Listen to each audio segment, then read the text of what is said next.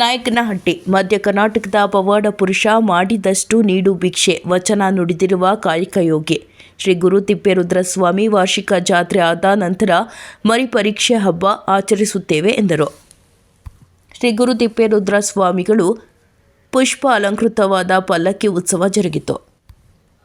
ರಾತ್ರಿ ಹೊರಮಠಕ್ಕೆ ಹೋಗಿ ಬಂದು ಗುಡಿ ತುಂಬುತ್ತದೆ ಎಂದು ಶ್ರೀ ತಿಪ್ಪೇರುದ್ರಸ್ವಾಮಿಯ ಕಾರ್ಯನಿರ್ವಾಹಕ ಅಧಿಕಾರಿ ಎಚ್. ಗಂಗಾಧರಪ್ಪ ಹೇಳಿದರು. ನಂತರ ಸುದ್ದಿಗಾರರೊಂದಿಗೆ ಮಾತನಾಡಿದ ಅವರು, ಶ್ರೀ ಗುರು ತಿಪ್ಪೇರುದ್ರಸ್ವಾಮಿ ದೇವಸ್ಥಾನಕ್ಕೆ ಆಗಮಿಸಿದಂಥ ಭಕ್ತಾದಿಗಳಿಗೆ ಶುಭ ಕೋರಿದರು. ಬೆಳಗ್ಗೆಯಿಂದಲೇ ಸಾಲು ಸಾಲಾಗಿ ಭಕ್ತರು ಆಗಮಿಸಿ ಒಳಮಠ ಮತ್ತು ದೇವಾಲಯಕ್ಕೆ ಹೋಗಿ ದೇವರ ದರ್ಶನ ಪಡೆದರು. ಎರಡು ಕಡೆಗಳಲ್ಲಿ ಬೆಳಗ್ಗೆಯಿಂದಲೇ ಬಿಡುವೆ ಇಲ್ಲದೆ ಪೂಜಾ ಕಾರ್ಯಗಳು ಜರುಗಿದವು. ಭಕ್ತರು ಸಾಲಿನಲ್ಲಿ ನಿಂತು ದೇವರ ದರ್ಶನ ಪಡೆದರು. ಈ ಸಂದರ್ಭದಲ್ಲಿ ತುಳುಕು ಮತ್ತು ನಾಯಕನಹಟ್ಟಿ ಬ್ಲಾಕ್ ಕಾಂಗ್ರೆಸ್ ಅಧ್ಯಕ್ಷ ನಾಗೇಶ್ ರೆಡ್ಡಿ, ಭಕ್ತಾದಿಗಳು ಇನ್ನು ಇತರರು ಇದ್ದರು. ವರದಿ ಹರೀಶ್, ನಾಯಕನಹಟ್ಟಿ.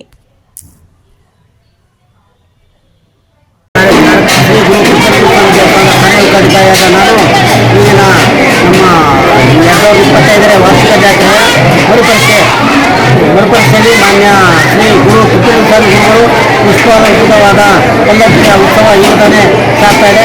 ಸಾಗಿ ಈ ರಾತ್ರಿ ಅಲ್ಲಿ ಹೊರಮಠಕ್ಕೆ ಹೋಗಿ ಬಂದು ಇಲ್ಲಿ ಮತ್ತೆ ಗುಡಿ ತುಂಬಿದೆ.